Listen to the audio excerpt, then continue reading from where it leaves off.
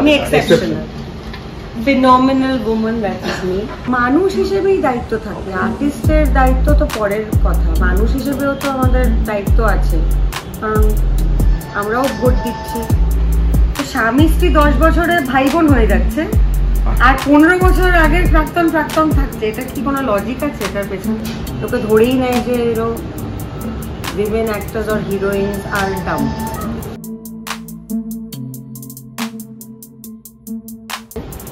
হঠাৎ বাথরুমে গিয়ে আয়নার সামনে চুলটা তুলে দিচ্ছি, অনেক পাকা চুল, আমার ভাবলাম জীবনটা শেষ হয়ে গেল। Bioscope is equal to horoscope.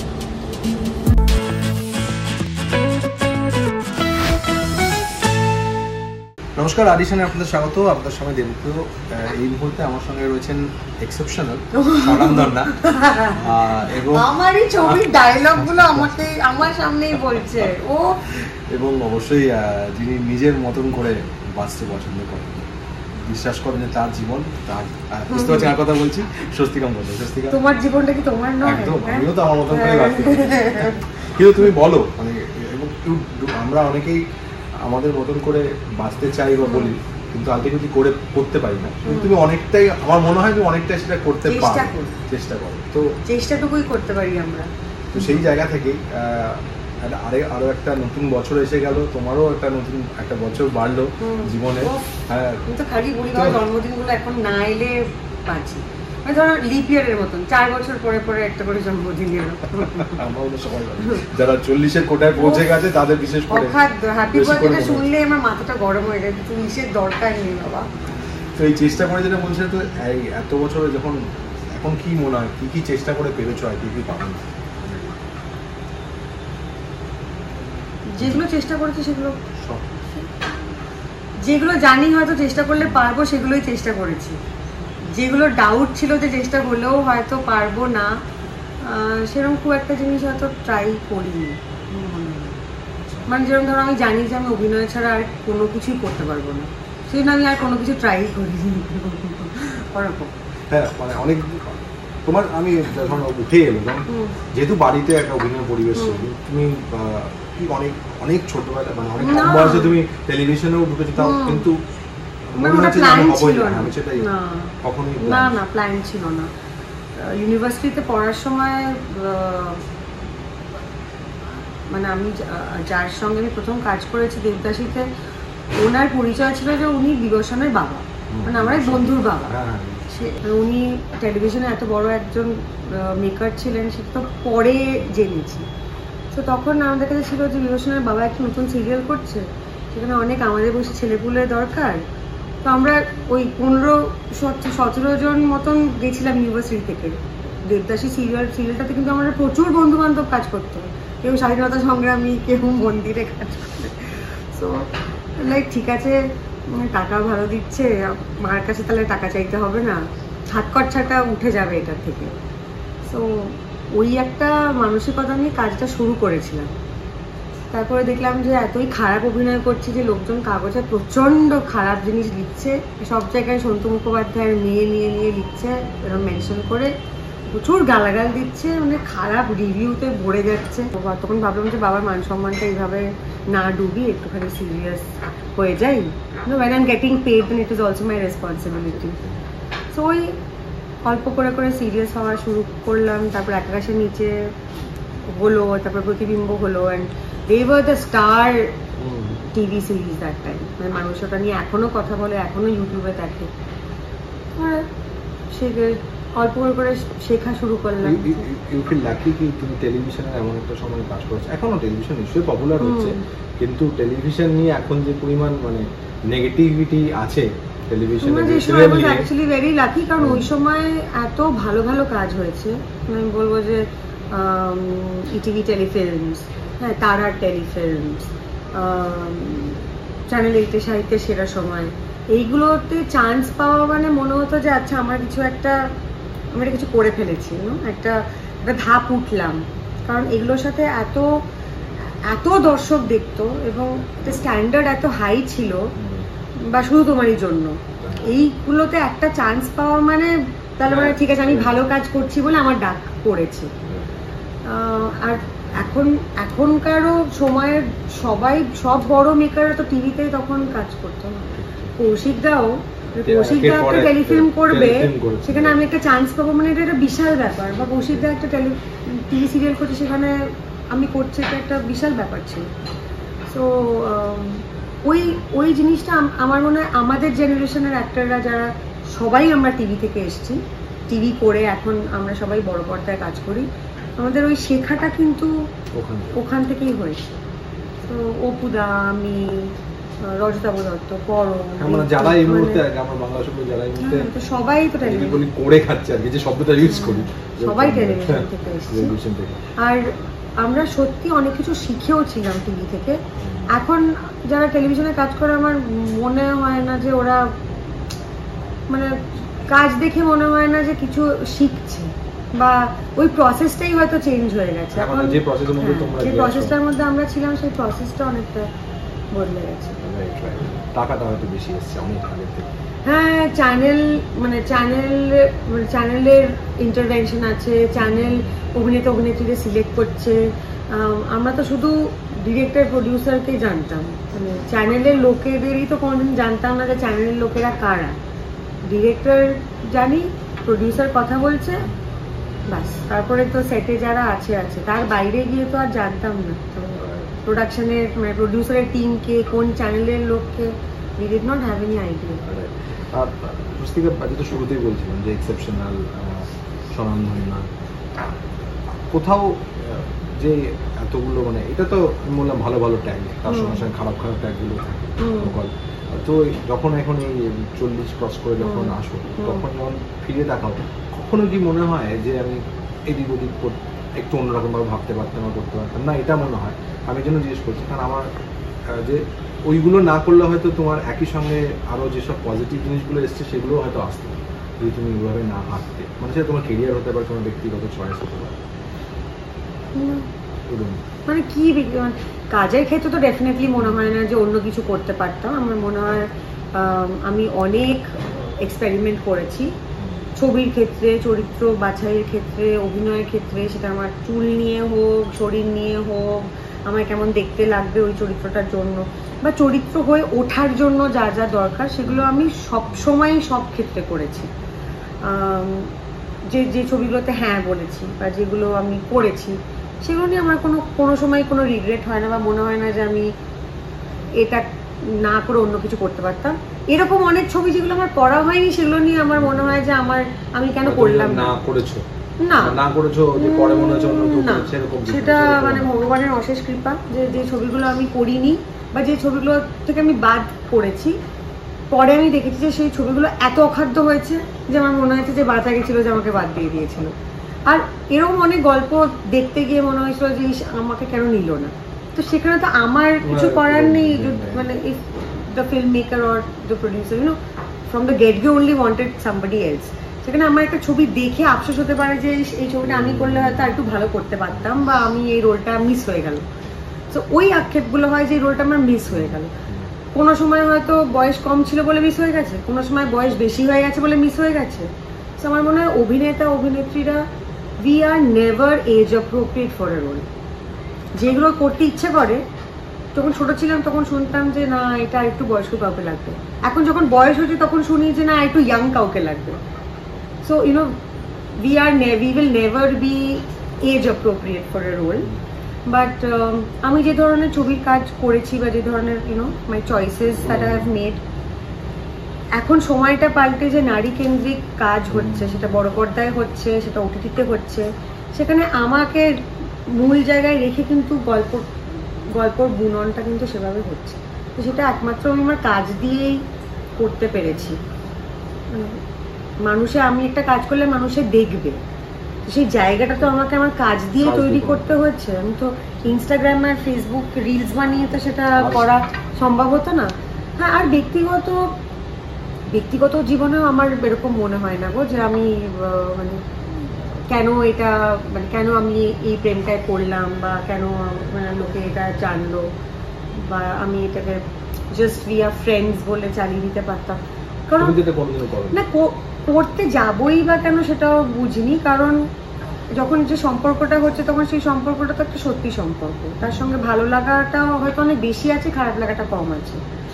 So they were a part of my life and existence. তো পরে ওটা নিয়ে আমি রিগ্রেট কেন করব? মানে তখন যাকে ভালোবাসতাম তাকে সত্যিই ভালোবেসেছি, ঠিক আছে, তারপরে সেটা হয়তো কোথাও একটা গিয়ে দানা পাকেনি বা থাকেনি, কিন্তু যে সময়টা ছিল সেই সময়টা তো ভালোই ছিল। পরে সেই সময়টার দিকে তাকিয়ে না, এটা উচিত হয়নি, ভুল হয়েছে। সুতরাং তুমি যা অনেকদিন আগে বলেছিলে যে বিয়ে নিয়ে এত অল্প বয়সে বিয়ে নিয়ে তোমার কোনো রিগ্রেট নেই, তো বিয়ে নিয়ে বা কোথাও আমি রিগ্রেটের কথা বলছি না, এখন যদি মনে হয় যে আরেকটু পরে করলে হয়তো একটু না এরকম এখনো মানে কি আমার এক্সট্রা কি হাত পা বেরোতো পরে করে আমি খুব মানে আমি রোজ চান করে উঠে যখন পুজো করতে বসে আমি রোজ ঠাকুরকে থ্যাংক ইউ বলি যে আমার এত তাড়াতাড়ি মেয়ে হয়েছে, কারণ আমরা একসাথে বড় হয়ে গেছি। আর she is my best friend and my biggest support always. আর এখন আমরা বন্ধুর মতন মিশি। আমার মেয়ের এখন 24 বছর বয়স। So she has also become a parent figure to me, যেহেতু আমার বাবা মা কেউ নেই, তো অনেক কিছুই আমি এখন আমার মেয়েকে জিজ্ঞেস করে ডিসিশন নিই কোনো কিছু নিয়ে যখন ডাউট থাকে। আর আমার সমসাময়িক আমার বন্ধু বান্ধবরা যাদের ছেলেপুলে অনেক পরে হয়েছে, পরে হলে ভালো হবে এটা ভেবে, যাদের এখন ছেলেমেয়েরা কিন্ডারগার্টেন, তারা চুল ছিঁড়ছে নিজেদের বসে, কারণ সবার 40+, সবাই তারা ওয়ার্কিং প্যারেন্টস, কাজ সামলে বাচ্চা সামলে বাড়িতে এসে হোমওয়ার্ক করি। আমি আমার বোনকেও তো দেখছি, তার বোনের ছেলের পরীক্ষার সময় আমার বোনকে ফোন করলে হ্যাঁ বল এরকম করে ফোনটা তোলে। হ্যাঁ, the pressure and the stress and anxiety is so much. আমি তো হাওয়া খাচ্ছি বসে বসে। I know your friends, obviously the batch same batch, তুমি তো হিস্ট্রি যখন আমি যখন বললাম, আমি এটা বলি যে ভাই আমার এখন হয়ে গেছে যখন চিল মারার টাইম, তোরা বাচ্চার 1 2 3 4 তুমি বয়ফ্রেন্ড খুঁজে দেয় না। সেদিনকে এটা খুব সুইট তুমি পোস্ট করেছো, তোকে যে যখন মানে সব শপিং করে তখন আমি অনেকক্ষণ দাঁড়িয়েছিলাম, তখন দেখলাম আর দাঁড়াতে পারছি না, তারপরে ওরা বললো চেয়ারটা এনে দেবো। আমি বলছি না দাদা, এটা একটু বড় একটা পেতে রেখেছেন ম্যানিকিনদের থাকার জায়গা, একদম বসে আছে। তুমি বলে না ওই ছেলেটাকে বয়ফ্রেন্ড খুঁজে ওই অ্যাপটা খুলে দিয়েছে অনেক সময়, দেওয়ার পরে সেগুলোতে নিজেই সোয়াইপ করে করে বলেছে না এটা ভালো এটা ঠিক, তারপরে সেটাকে নিজেই ডিলিট করে দিয়েছে যে না তোমার দ্বারা হবে না। চেষ্টায় আছি আমি। আচ্ছা, তুমি নতুনদের সঙ্গে কাজ করো, মানে প্রতিম বলি এখন তো নতুনদের কাজ মানে অনেকে নতুন এলে মানে এখন যদি অনেকেই করছে কিন্তু একটা অ্যাপ্রিহেনশন থাকে তোমার মধ্যে, কখনো এটা কাজ করতে হয় সেটা কি কখনো এই কারণ তুমি একটা সময় নতুন ছিলে বা? হ্যাঁ, আমার মনে হয় দেখো মানে একটা মানুষের সঙ্গে কথা বললে বা তার সে যে স্ক্রিপ্টটা দিয়েছে সেটা পড়ে বা তার যে ভিশন সেটা জানতে পারলে তো ওইটুকু বোধ আছে বোঝার মতন যে এই ছবিটা বানাতে পারবে কি পারবে না। তো সেটা একটা প্রথম ধাপ হ্যাঁ বলার। আর সেই টিমটা কিভাবে সিলেক্ট করছে ওটাও খুব ইম্পর্টেন্ট, মানে তার ডিওপি কে, এডিটর কে, মিউজিক কে করছে, প্রোডাকশনকে হ্যান্ডেল করছে, প্রোডাকশন ম্যানেজার কে, সো এইগুলো ঠিকঠাক হওয়াটাও খুব দরকার। তো যারা এই পুরো প্যাকেজটাকে একটা ঠিকঠাক করতে পারে, যে সে নিজে নতুন, তার বাকি টিমটা যদি নতুন হয় তাহলে তো কোনোদিনই এই কাজটা ভালো হওয়া সম্ভব না। কারণ আমি অল্প জানি, আমার আশপাশে সবাই অল্প জানে, তাহলে তো শুটিংটা স্মুথলি হওয়া সম্ভব না। তো বিজয়ের পরের ক্ষেত্রেও এটা হ্যাঁ, the team was very good. মানে সুপ্রিয় দত্ত আর ডিওপি, আমি অনেক ছোটবেলা থেকে অনেক কাজ করেছি ওর সঙ্গে। অনির্বাণ মাইতি এডিট করেছে, মিউজিক যিনি করছেন, বা যারা যে অ্যাসিস্ট্যান্ট টিমটা ছিল, যারা প্রোডাকশন হ্যান্ডেল করেছে, তারা সবাই খুব এক্সপিরিয়েন্সড। সো ডিরেক্টরের যেটুকু না জানা বা কম জানা সেগুলো কিন্তু বাকি লোকেরা, that support system can manage that. তারপর অবভিয়াসলি এত ভালো ভালো অভিনেতারা আছেন বিজয়ের পরেতে, দীপঙ্কর দে, মমতা শঙ্কর আছে, পদ্মনাভদা, অনিমেষ, খেয়া আছে, মীর আছে, ঋতব্রত আছে, এদের নিজেদের জায়গায় অভিনয়টা খুবই ভালো করে। অবভিয়াসলি মানে সিনিয়রদের কথা তো বাদই দিলাম। আর এই ছবিটা কিন্তু দীপঙ্কর দে আর মমতা শঙ্করের ছবি, ওরাই হিরো হিরোইন, ওরাই কিন্তু মেন, আমরা সাপোর্ট সিস্টেম। তো দীপঙ্কর দের সঙ্গে তো অনেকদিন পরে, হ্যাঁ অনেকদিন পরে কাজ করে। তো সেটা কেমন ছিল? কারণ মানে অনেকদিন আগে কাজ করেছো, মানে তোমাকে অনেক ছোট থেকে মানে হ্যাঁ আমি তো চিনি ওটা- সবাইকে খুবই ছোট থেকে, আর সবার সঙ্গে সেটা একটা খুব অন্যরকম একটা পারিবারিক সম্পর্ক। হ্যাঁ, আর সেটা অন্যরকম একটা হ্যাঁ এবার ব্যাপার শহরের কি পরে এই ছবিটা করলাম। আর হ্যাঁ সবাই ডাকনাম ধরে ডাকে, তো দেখি। খুবই মানে কি বলবো, খুবই স্নেহ আদর আপন জন লাগে এদের। এবং যেহেতু বাবার সূত্রেই সবার সঙ্গে আমার পরিচয়টা খুবই অন্যরকম ভাবে হয়েছে, শুটিং করতে এসে হয়নি, ওই আন্তরিকতাটা মানে ছিল কোথাও আর ওদের ওটা- মাধ্যমে কোথাও বাবার প্রেজেন্স হ্যাঁ ফিল ওটাই করতে পারবে না। ওটাই মনে সেটা হয় যে ওদের কারণ সবচেয়ে important। ওইভাবে আর ওইভাবে আমার নাম ধরে কেউ ডাকে না, মানে দীপঙ্কর যেটু যেভাবে আমাকে ডাকে একটা শুনলেই মনে হয় বাবা ডাকছে, ওই একটা কোনো একটা গম্ভীর গলা। হ্যাঁ আমার মনে হয় ওদের জেনারেশনে সবার হাঁটাগুলো একই রকম, হ্যাঁ সবার অভিনয়গুলো খুব একই রকম, কারণ same time and same generation of actors.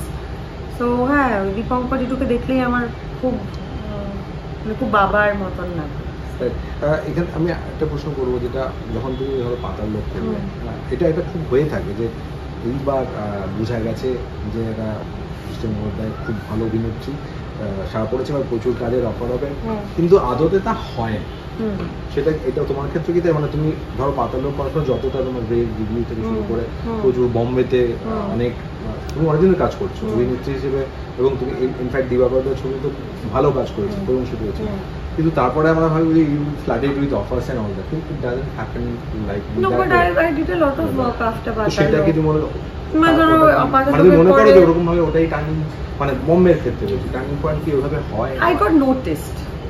Okay, So I got noticed, and also the fact that Patal Lok released during lockdown, so everybody in the industry also watched it. তবে আমার মনে হয় যে একটা ছবি তো ডেফিনেটলি মানে commercially ছবি হোক, ওয়েব শো হোক, কমার্শিয়ালি ওয়ার্ক করাটা খুব দরকার, কিন্তু আমাকে তো কাজ অডিয়েন্স দেবে না, আমায় তো কাজ দেবে ট্রেডের লোকেরা, আমায় কাজ দেবে ইন্ডাস্ট্রির ভেতরের লোকেরা, তো তাদেরও আমার কাজ দেখাটা দরকার। একটা শো দারুণ হিট হলো, তো অডিয়েন্স থোড়ি না আমাকে কাজ দেবে, তো যে ফিল্ম মেকার প্রডিউসার যারা ইন্ডাস্ট্রির সাথে জড়িত তাদেরকেও আমার কাজটা দেখতে হবে। অ্যান্ড আফটার পাতাল লোক আমি অনেকগুলো পরপর অনেকগুলো ওয়েব শো করেছি। ক্রিমিনাল জাস্টিস তো এত বড় একটা হিট ফ্র্যাঞ্চাইজি, তো ওটাতেও কাজ করেছি, প্লাস নেটফ্লিক্সের একটা শো করলাম, কালা করলাম, ছবি করলাম। সো হ্যাঁ টুকটুক করে হচ্ছে, তো ওরকম আমিও কোনো ভাবিনি যে হঠাৎ, হ্যাঁ তারা আছে, বয়স বেড়ে যাচ্ছে, তারা তো আছেই, এখন আরো ভালো ভালো কাজ করতে চাই, আরো অনেক চরিত্র করতে চাই, তো ওই মাথায় তো ঘড়িটা নড়তেই থাকে কনস্ট্যান্টলি। কিন্তু আমার ওই রকম একটা আকাঙ্ক্ষা ছিল না যে আমি মানে পাতাল লোক রিলিজ করলো বা হোয়াটএভার ফিল্ম রিলিজ হলো, সকালবেলা ঘুম থেকে উঠে সব পাল্টে গেল, মানে I have wings to fly. আমার মনে হয় না সেটা হয়, কিন্তু আমি অভিনয়টা ভালো করতে পারি সেটা তো এস্টাবলিশড হয়ে গেছে, সো সেটা এস্টাবলিশ করাটাও দরকার। এবং পপুলারিটি বাড়ে, বেশি মানুষে আমার কাজ দেখতে পাচ্ছে, ভালো লাগে, বা একটা হিন্দি কাজ দেখে তারপরে ধরো অনেক অবাঙালি দর্শক বাংলা অন্য কাজ যেগুলো আমার হয়তো অ্যামাজন প্রাইমে আছে বা অন্য কোনো প্ল্যাটফর্মে আছে, সেগুলো কিন্তু তারা খুঁজে দেখেছে। প্রচুর মানুষ শাহজাহান রিজেন্সি দেখেছে, তারপরে প্রচুর মানুষ আইডিবি গোলাম দেখেছে, দেখে লিখে পাঠিয়েছে। সো তোমার দর্শকের সংখ্যা বাড়াটাও আমি তো চাইবো সেটা আরো বাড়ুক, শুধু বাঙালি দর্শক কেন দেখবে, আরো অন্যান্য দর্শকরাও দেখবে। তো এই যেটা তুমি বলছিলে বয়স বাড়লে কাজ হবে না, তো কোথাও অভিনেত্রী হিসেবে, আমি বলছি না নায়িকা হিসেবে, নায়িকা অভিনেত্রী হিসেবে একটু আলাদা হিসেবে বলছি যে ইনসিকিউরিটি কাজ করে, নায়িকা হিসেবে ইনসিকিউরিটি একটা অন্যরকম, আর অভিনেত্রী হিসেবে ইনসিকিউরিটি ইন দ্য সেন্স আমার এই একটা জিনিস একদম কোনো দিনও ছিল না, এটা আমার জাস্ট ছিলই না। মানে ও বেশি কাজ পেয়ে যাচ্ছে বা ওর চেহারাটা এরকম বলে হয়তো বেশি কাজ পাচ্ছে, বা ওই জামা কাপড় পরে বলে হয়তো বেশি কাজ পাচ্ছে, আমাকে ওই কম্পিটিশনে নাম লেখাতে হবে, ওটা আমার ফোকাস কোনোদিনও ছিলই না। মানে আমার ওই রকম ইনসিকিউরিটি আমার হয় না, মানে it is just not a part of me at all. আমি কি করে আমার চেহারাটা ঠিক রাখতে পারবো যাতে আমি এই চরিত্র করতে পারি। আমি কিভাবে আমার অভিনয় দক্ষতাটা বাড়াতে পারবো, আমি কোথা থেকে কী দেখে শিখতে পারবো যাতে আমি আরও ভালো কাজ করতে পারি, ওই খিদেটা সবসময় ভেতরে থেকেছে। ওই খিদেটা অসম্ভবভাবে এখনও আছে যে আচ্ছা আমাকে এই চরিত্রের জন্য রোগা হতে হবে, 1 মাস টাইম দাও আমি হয়ে যাবো, বা এটার জন্য আমাকে আমার ন্যাড়া হতে হবে, আচ্ছা আমি হয়ে যাবো, আচ্ছা এই জন্য আমার চুল বাড়াতে হবে, করে ফেলবো। If you're giving me a job, I will do it right because I want to do more work and play more characters. So ওই একটা জেদ সবসময় আছে, কিন্তু মানে বয়স হয়ে গেল বলে আমার কি হবে, ওগুলো ছোট ছোট বিষয় হতো। প্রথম যখন দেখলাম প্রচুর পাকা চুল হয়েছে তখন খুব ফোন করে কেঁদেছিলাম বাবাকে ফোন করে, যখন বম্বেতে ছিলাম মনে আছে। হঠাৎ বাথরুমে গিয়ে আয়নার সামনে চুলটা তুলে দেখছি অনেক পাকা চুল, আমি ভাবলাম জীবনটা শেষ হয়ে গেল। তো ওই রকম হয় মাঝে মাঝে, ওরকম মানে খুব বিটস অ্যান্ড পিসেসে হতো আমার কি হবে। আমি একদিন স্বপ্ন দেখেছি যে আমার সব দাঁত পড়ে গেছে, সকালবেলা উঠে অন্তত হয়ে আমার ডাক্তারকে ফোন করেছি যে আমার খুব মানে ঘুমের মধ্যে আমার খুব অ্যাংজাইটি হয়েছে, কারণ আমি স্বপ্নটা দেখেছি আমার সব দাঁত পড়ে গেছে। তো আমি একটু ডাক্তারের সাথে ফোন করে একটু কথা বলে আমি একটু হ্যান্ডেল করলাম নিজেকে। তো এরকম অদ্ভুত জিনিসপত্র হয়, বাট সেটা আমার জন্য আমার ক্ষেত্রেই হয়, অন্য কারোর সঙ্গে কম্পিটিশনে হয় না। যাকে বলে অভিনেত্রী হিসেবে একটা খিদে থাকে, খিদে আছে। তো বিজয় মানে তুমি যখন একটা স্ক্রিপ্ট পাও বা যে খিদেটা আছে সেটা কতটা তোমাকে মানে পেট ভরাতে পারছে সেটা নিশ্চয়ই ভাবনা থাকে যে সেক্ষেত্রে বিজয়ের পরে সেটা তোমাকে আচ্ছা আচ্ছা আমরা সবাই পার্শ্ব চরিত্র এই ছবিটাতে, কিন্তু তাও আমার মানে সবকটা সিনেই মমপিসি 6 মেরেছে, আর আমার কয়েকটা কুচো সিন ছিল 4 ফার মারার।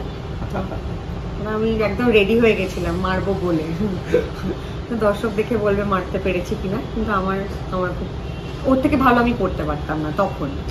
পরে দেখলে তো সবসময় মনে হয় যে এটা কেন করলাম না, ওটা আর একটু অন্যরকম ভাবে করতে পারতাম, বাট ওই সময় তখন ওই সিচুয়েশনে ক্যামেরার সামনে আমার যে ভালোটা আমি দিয়েছি ওর থেকে আমি বেশি ভালো পারতাম না। আর আমি কিন্তু আমি যেহেতু মমতা সম্পর্কে কথা বলবো, শিবপুর যেটা আমি দেখেছি, আমি তুমি নিজেই দেখেছি, আমার কিন্তু দুজনেই খুব 6 মেরেছে।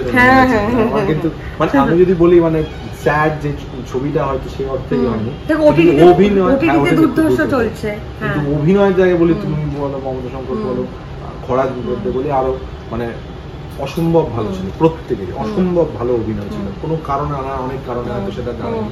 তো সেই জায়গা থেকে আমার বলা যে অভিনয় বললেন ওখানে কিন্তু 6 দুজনেই একটু চান্স তো থাকতেই হবে স্ক্রিপ্টে, না হলে আমি কেন করতে যাবো। একটা দুটো 4-6 তো মারার জায়গা থাকতে হবে, কম জায়গা থাকতে পারে কিন্তু থাকতে হবে। সেই কারণে কি যখন তোমার ক্যারিয়ার শুরু থেকে জানা বলছে যখন একটা সময় বাংলা ছবিতে আর কি হিরোইনের নায়িকার করে কাজ থাকতো না, সঙ্গে আছে এরকম, তো তারপরে তুমি বললে যে আমি তোমাকে না, কিন্তু তখনও কিন্তু আমি ওরকম ছবি করেছি একদম শুরুর দিকে, যদি একদম শুরুর দিকেও আমি ওরকম কমার্শিয়াল ছবিতেই কাজ করেছি যেখানে লোকের নায়িকাকে মনেও রাখবে, নায়িকা তো মনে রাখবেই কিন্তু নায়িকাকেও মনে রাখবে, কারণ আমার প্রথম বাংলা ছবিটাই তবু ভালোবাসে আমি একটা ক্যান্সার পেশেন্ট ছিলাম, যেখানে মেকআপ ছিল না, চোখের নিচে কালি, বাচ্চা আছে, মায়ের রোল, এইগুলো তো কেউ চুজ করবে না। নায়িকা হিসেবে আমি যদি লঞ্চ হতে চাই, আমি একটা মৃতপ্রায় ক্যান্সার পেশেন্ট মা কোনোদিনও কেউ চুজ করবে না, কিন্তু আমার তখন মনে ছিল যে এইটা দিয়ে আমি আমার অভিনয়টা দেখাতে পারবো যাতে মানুষের মনে থাকে, মানুষ ভালো অভিনয় দেখলে মনে রাখবে। তো তারপরে আমি অনেক কমার্শিয়াল ছবি করেছি যেখানে মানে আমার গান নাচ কম ছিল কিন্তু অভিনয়ের জায়গাটা অনেক বেশি ছিল। তো কমার্শিয়াল ছবি কথা হলো জিতের সঙ্গে বিদ্যার সঙ্গে কাজ করেছে দেব, তো টেক্কা দিতে আসছো না কমার্শিয়াল মেয়েকে এবার টেক্কা দিবে না, এখন তো সব ছবি কমার্শিয়াল, এখন তো সব ছবি কমার্শিয়াল, কারণ সবাই ব্যবসা করতে চায়। আর দেবের সঙ্গে এটা আমার প্রথম কাজ, সবাইকে টেক্কা দেবে নিশ্চয়ই না, but I feel it will be a very good team work because দেবের প্রোডাকশনসের এতজন মানুষ আছেন, লালুদা আছে যে প্রোডাকশন দেখছে, এত ছোট থেকে চিনি, অনেক পুরনো মানুষ যাদের সঙ্গে হয়তো যোগাযোগ বিচ্ছিন্ন হয়ে গেছিলো, এই ছবিটা করতে এসে আবার সেই যোগাযোগগুলো হয়ে যাচ্ছে, কারণ শ্রীতের সাথেও আমি লাস্ট কাজ করেছি 2018, শাহজাহান রিজেন্সি, তারপরে টেক্কা করবো 2024, 6 বছর তো হয়ে গেল। আচ্ছা, স্বস্তিকা মুখোপাধ্যায় তো শুধুমাত্র মানুষ অভিনেত্রী, মানে অভিনেত্রী হিসেবে নিশ্চয়ই মনে রাখে, কিন্তু তোমার মানে তুমি পাওয়ারফুল যেমন অ্যাক্টিং সেরকম পাওয়ারফুল বক্তব্যও রাখো, যেটা তুমি সোশ্যাল মিডিয়ায় নিজে পোস্ট করে বলতে পারো বা কোনো বিষয়ে কথা বলে বলতে পারো।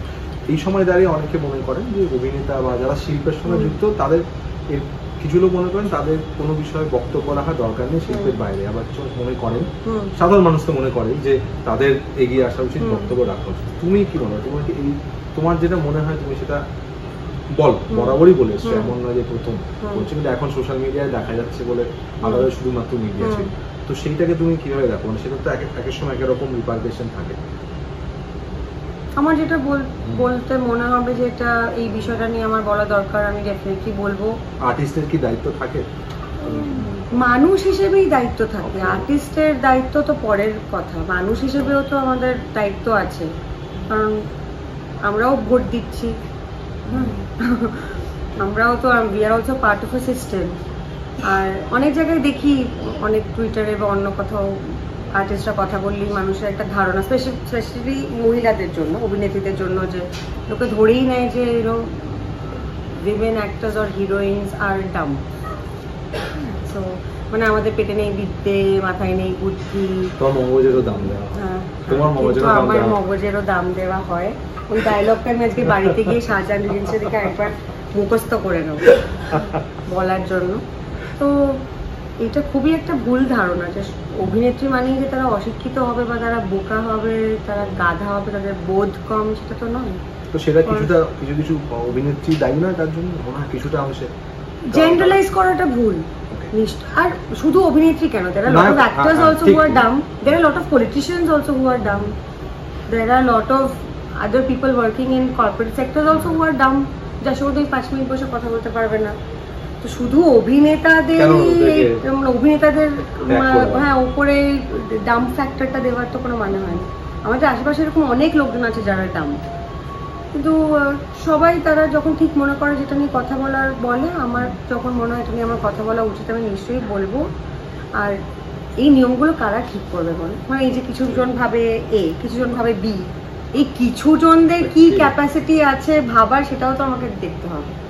ধরো একটা ইন্টারভিউ নিতে এসে আমাকে অনেকে বলে যে শোনা যাচ্ছে আপনার, মানে হোয়াটএভার, ধরো শোনা যাচ্ছে আপনার কিছু একটা, কোত্থেকে শুনেছো বলো, কোত্থেকে শুনেছো? কারণ আমার ইনস্টাগ্রাম আর ফেসবুক নিয়ে ধরো, আমার টুইটার নিয়ে আমার ধরো 40 লাখ লোক আমাকে ফলো করে, তাদের তো ডিরেক্ট অ্যাক্সেস আছে আমাকে জিজ্ঞেস করার, যদি কেউ জিজ্ঞেস করার থাকে।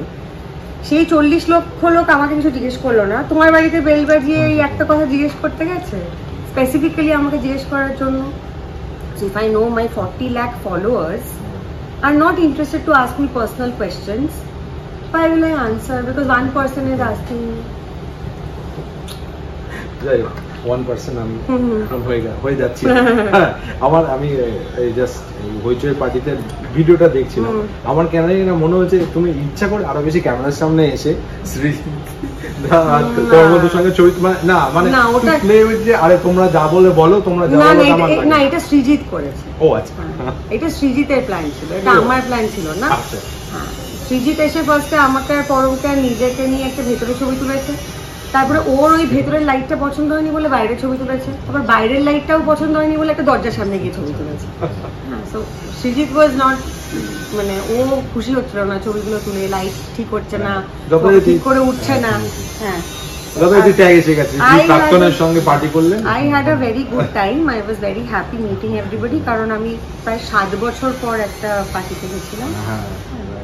2017 লাস্ট একটা পার্টিতে গেছিলাম, তারপরে 2024 গেছি 6-7 বছর পরে। So I had a very good time. I was very happy. And whenever you go to a party, you become a headline. মানে বহু বছর আগে আমি যদি পেপারের ছবিও বলি যে নাচের ছবি বেরিয়েছিল, তুমি জানো আমি কি বলছি, সেখান থেকে শুরু করে আরো আমার মা সকালবেলা কাগজটা খুলে বলেছিল দেখ কি কাণ্ড হলো। So yeah, I will go once in 5 years, once in 7 years, but I will really have fun. I will enjoy myself. I will come back home a happy person. আর এই যে আবার এই যে এই মানে এটা নর্মাল, মানে খুব একটা ইয়ে করা হয়নি যে প্রাক্তনের সঙ্গে নাচ বা তুমি 10-15 বছরের প্রাক্তন হয় হয় না, কিন্তু আবার তুমি আমার প্রাক্তনের মতন আমার ছবি বানালে তো মনে হবে যে যা গেছে তাই সত্যি গেছে না, তুমি বানাইনি, আমি ছবিতে অভিনয়ও করিনি। কিন্তু ওখানে প্রশ্নটা আছে, আমরা সবসময় একটা শুনি, আমরা নিজেদের মধ্যে কথা বলি যে দেখ 5 বছর বিয়ে হয়ে গেছে, ভাই বোন হয়ে গেছি। শোনো কিনা বলো, 10 বছর হয়ে গেছে, ভাই বোন হয়ে গেছি। তো স্বামী স্ত্রী 10 বছরে ভাই বোন হয়ে যাচ্ছে, আর 15 বছর আগের প্রাক্তন থাকছে। এটা কি কোনো লজিক আছে এটার পেছনে? Past, present, future gets diluted. ওরা সবাই আমার কলিগ, আমার অ্যাসোসিয়েট, একজন ধরে চিনি, বন্ধু, তাদের সাথে আমার সম্পর্ক নিশ্চয়ই ছিল। সম্পর্কের বাইরে গিয়েও একটা বৃহত্তর সম্পর্ক হয়, হ্যাঁ, যেখানে হয়তো আমরা ভালোটাই মনে রাখি। সম্পর্কটা না থাকলে ওইটুকু সময় আমাদের খারাপ লাগা, মন খারাপ, মানে খারাপ কথা বলা, বিরক্ত, কষ্ট সব থাকে। 10 বছর 15 বছর পরে তো আর সেটা থাকে না। মনে রাখাটা, তাদের সঙ্গে কাটানো ভালো সময়, ভালো কথা, ভালো ছবি দেখা, সেগুলো মনে রাখে। কারণ পরমের সঙ্গে যখন আমার খুবই অন্তরঙ্গ যোগাযোগ ছিল, ওর জন্য আমি এত ভালো ছবি দেখেছি। ও ভিডিও নিয়ে ভিডিও ক্যাসেট জোগাড় করে আনতো, সেটা তো আমাকে অনেক কিছুভাবে এনরিচ করেছে, অনেকভাবে সমৃদ্ধ করেছে। তুমি সম্পর্কটা টেকে নি, সেটা খারাপটা কেন মনে রাখছো, ভালোটাও মনে রাখো। হ্যাঁ, অ্যাকচুয়ালি মানে ভালো মুহূর্ত সেগুলো তো জেনুইন কমিউনিকেশনে থাকে না। যখন সম্পর্কের কথা যখন আমরা উঠলো, যে কোথাও কি মনে হয় যখন সময় দেখি স্বস্তিকা মুখোপাধ্যায়, মানে আমাদের ক্ষেত্রেও স্বস্তিকা মুখোপাধ্যায়, মানে আমি এক্সপ্রেশন দিয়ে বোঝার চেষ্টা করছি। তো এই ব্যাপারটা যখন তুমি ব্যক্তিগত স্তরেও মিশেছো, ইভেন আমি কেন বলছি তোমাকে, আমি জালফিনাসকে আমি দেখেছি, তুমি পড়ছো, আমিও যখন করছি দেখেছি, মানে তুমি এসে দাঁড়ালে, সানগ্লাস করলে, ওই ওটি ওখানে আর কি প্রোগ্রাম হবে, এটা তো একটা অদ্ভুত একটা ইয়ে তৈরি হলো। তো কোথাও না যখন মানুষ তুমি যখন ক্লোজলি মিশেছে, সেই সময় দাঁড়িয়েও তখনও যে মিশছে সেও স্টার স্বস্তিটাকেই খুঁজছে বা তার সঙ্গেই যাপন করছে। কিন্তু যখন তোমার হিউম্যান ফেল্টিস বা হিউম্যান স্বস্তি, তাকে হয়তো বুঝতে গিয়ে বা সে সামনে এলে তখন সেটা কিছু ক্ষেত্রে হয়েছে, কিছু ক্ষেত্রে হয়নি না, হয়েছে। মানে কোথাও গিয়ে কিছু ভাবেই আমার অভিনেত্রী সত্তা বা আমার স্টারডামটাকে আলাদা করে একটা মানুষ হিসেবে আমাকে হ্যান্ডেল করতে পারেনি, বা মানে হয়নি, প্রসেসটার মধ্যেই ঢুকতে পারেনি। যে আচ্ছা, ও হাত দিয়ে ভাত খায়, বা হ্যাঁ, ও ঘুমের মধ্যে বিড়বিড় করে বা নাক ডাকে, আচ্ছা ও রাস্তা হেঁটে চলে আসতে পারে। আমি বলছি যে সম্পর্ক থাকলে মানুষের অনেক কিছু তার মধ্যে এসে পড়ে। সেখানে সাধারণ মেয়েটাকে অ্যাকসেপ্ট করতে না পারাটা খুব ডিফিকাল্ট হয়ে যায়। মানে ওটা অনেকের হয় যে আচ্ছা, আমি একটা সাধারণ মেয়ে, এটা মেনে নিতে পারে না। সবসময় মনে হয় ওই স্টার ট্যাগটা অ্যাড হয়ে আছে। সামনে তো অনেকগুলো ছবি মুক্তির অপেক্ষায় রয়েছে। দাদার সঙ্গে তার একটা ছবি মাইকেল বুকার আগে রিলিজ করার কথা ছিল, এটা নিয়ে অনেক ফাইনালি ছবি রিলিজ করবে, এবং দেবাগদ্দার সঙ্গে আবার নতুন করে কাজ। তো কতটা এক্সাইটেড? খুবই excited. I am like really looking forward to 2024। কারণ 2022-23 মিলে যে কাজগুলো করেছি বম্বেতে, হিন্দি ছবির কাজ, সেইগুলো রিলিজ হবে। টেক্কার একটা রিলিজ ডেট অ্যানাউন্স হয়েছে পুজোয়। শ্রীজিতের সঙ্গে আমার এই বছর আরও একটা কাজ করার কথা, অর্জুনের একটা ছবি করার কথা। সো অনেকগুলো ভালো, নিখোঁজ পার্ট 2 আসবে, যেটা নিয়ে প্রত্যেকটা লোক, আমি যেখানে যাই, বিয়ে বাড়ি যাই, নিমন্ত্রণ বাড়ি যাই, আমার নিজের অপারেশনের দিনও আমাকে ডাক্তার জিজ্ঞেস করেছে যে আপনার মেয়ে হারিয়ে গেছিল, সেটা পরের পার্টটা কবে আসছে। সো অনেকগুলো ভালো কাজ করব, very excited about the scripts I am working on now. আর অনেকগুলো রিলিজ আছে। So 2024 keeping fingers cross should be a good year. আর এই যে একটা ধরনের চরিত্রগুলো পড়ে, চরিত্রগুলোকে একদম যাপন করতে স্বস্তি গঙ্গোপাধ্যায় সেই চরিত্রের ঢোকা বেরোনোটাকে কিভাবে হ্যান্ডেল করে, সেটা আমি তোমাকে কেন, না ওটা আমার প্রসেস নিশ্চয়ই। কিন্তু মানে কতটা খুব টাফ হয় ঢোকা, তোমার কাছে ঢোকাটা টাফ হয় না বেরোনোটা?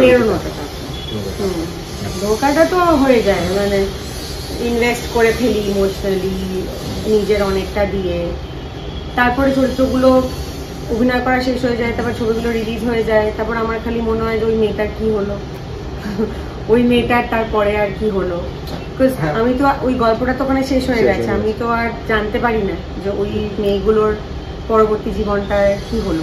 সব ছবির ক্ষেত্রে হয় না, কিছু ছবির ক্ষেত্রে ডেফিনেটলি ওটা হয় যে আমি অনেক সময় অনেক পরিচালককে ফোন করে পরে জিজ্ঞেস করেছি যে আচ্ছা যদি ছবিটা আরো বড় হতো তাহলে ওর কি হতো, মানে ও কি বেরোতে পারলো, নাকি ও বাবা মার কাছে ফিরে গেল, বা ওর ছেলেকে ফেরত পেলো, না ওর বরের সঙ্গে রইলো, যেরকম যা যা গল্প তাদের তারপরের লাইফটা কি হলো। তো সেগুলো তো অনেক ছবির ক্ষেত্রেই আমার মাথায়, মানে হ্যাঁ আমি ওগুলো মানে আমি এখনো ভাবি। এবং কালার পরেও আমার মনে হয়েছিল যে এই যে ছেলের মতন একজন মারা গেল, নিজের মেয়ে সুইসাইড করলো, এই উর্মিলা ভদ্রমহিলা ওই হিমাচলে একটা ঠান্ডা একটা জায়গায় ফেরত চলে যাবে, অত বড় একটা বিলাসবহুল বাড়িতে, সে বাকি জীবনটা একা কাটাবে, কি করে কাটাবে, বা কি করছে, তার সময়টা কিভাবে ব্যয় করছে নিজের জীবনের এতটা সময়। মানে স্বামী নেই, ছেলে নেই, সবার এরকম ট্র্যাজিক ডেথ, তারপরে কি হলো উর্মিলা মঞ্জুশ্রী কি হলো। আর আমি তৃপ্তির কথার জন্য বলবো যে ও অনেকগুলো ভালো ভালো কাজ করেছে, কিন্তু ঘটনা হচ্ছে একটা অ্যানিমেলের একটা ওই ছবির জন্য ও এতটা পপুলারিটি পেয়েছে। তো তুমি কিভাবে দেখো আর কি, মানে একজন অ্যাক্টর, মানে তুমি যাবে যে বুলবুল, আমি জানি তুমি দেখেছি না, মানে সেখানে অনেক আমার বাবা না একটা খুব গুরুত্বপূর্ণ কথা বলতো যে bioscope is equal to horoscope.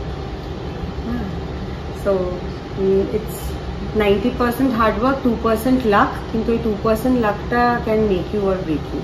তো এতগুলো ভালো ভালো কাজ করেছে তৃপ্তি, কালা করেছে, বুলবুল করেছে, লাইলা মজনু গানগুলো এত পপুলার, ছবিটা আমরা সবাই দেখেছি, কিন্তু এতগুলো সিগনিফিকেন্ট কাজ করার পরও অ্যানিমেলের মতন একটা ছবিতে একটা সেই অর্থে একটা মূল চরিত্র তো নয়, মানে বুলবুলে শি প্লেড বুলবুল, কালাতে শি প্লেড কালা, বাট অ্যানিমালে এসে একটা সেই অর্থে একটা ছোট চরিত্র has put her on the world map.